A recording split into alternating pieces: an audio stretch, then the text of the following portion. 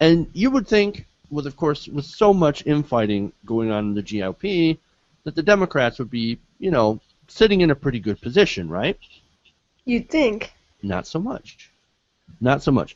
Now, there's an unnamed Democratic aide that had said recently, quote, "We are so totally, completely winning this thing that naturally it means we're going to cave," right? Yes. I'm serious. The Republicans are getting hammered. So when are we going to give them what they want? This is a Senate Democratic aide. Even more, he says, quote, "I do fear the White House is up to something bad. Obama says over and over, I won't negotiate, but we know he loves to cave." The amazing thing is that how even the Senate Democrat aides know that Democrats just have a habit, and we love to snatch defeat from the jaws of victory. And that brings me, of course, to the grand bargain. That would be the way where we, immediately snatch defeat from the jaws of victory, cutting Social Security, Medicare, Medicaid, and corporate taxes. Now, whenever we get into budget talks, the issue of the grand bargain always comes up. Now, the only thing that's been stopping the grand bargain is the Republicans' refusal to negotiate.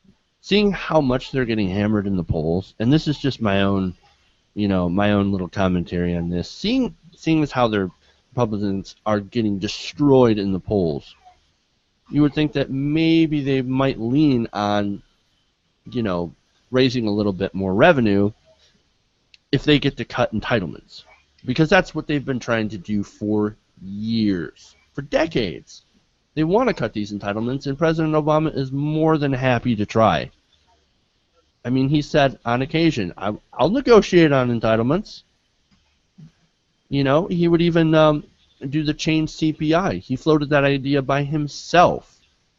So the only thing standing in between us and a grand bargain are the Republicans.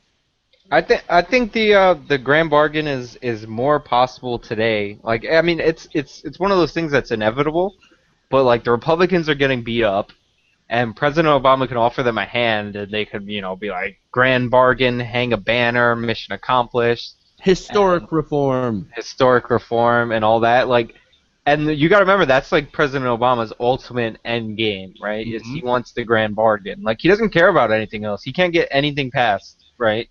Unless the Democrats win the House. He can't get anything passed.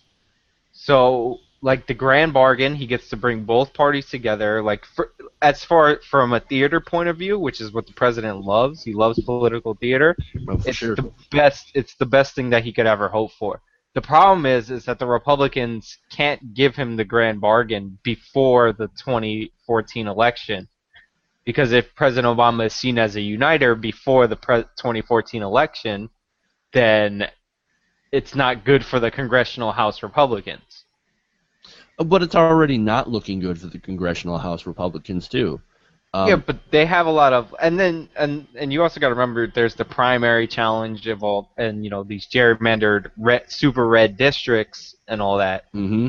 And the grand bargain is terrible. Like, it raises taxes, and it might reduce the individual payouts if they do that chain CPI to Social Security recipients. Mm-hmm. But if you look, it's still cutting against against the increase in spending. So it actually doesn't even cut spending like overall that much. We'll still be in deficit trouble. Especially since you're giving corporations a tax cut. But they're also going to they're also going to get rid of loopholes. So they're going to raise taxes. In reality, they're going to raise your effective tax rate if you're an actual human worker person. And you're cutting corporate taxes, which is why it's a disaster. And yes, you're right, it won't do any deficit reduction. No, it will do deficit reduction, but long term it won't reduce the debt. Like, the short-term deficit, the annual deficits will go down, but if you look at the chart, it's going into infinity. So there isn't really a need to cut a little bit off of that increase. You have to actually start reducing something like Pentagon would be a good place to start. The Pentagon would be a good place to start for anybody who wants deficit reduction.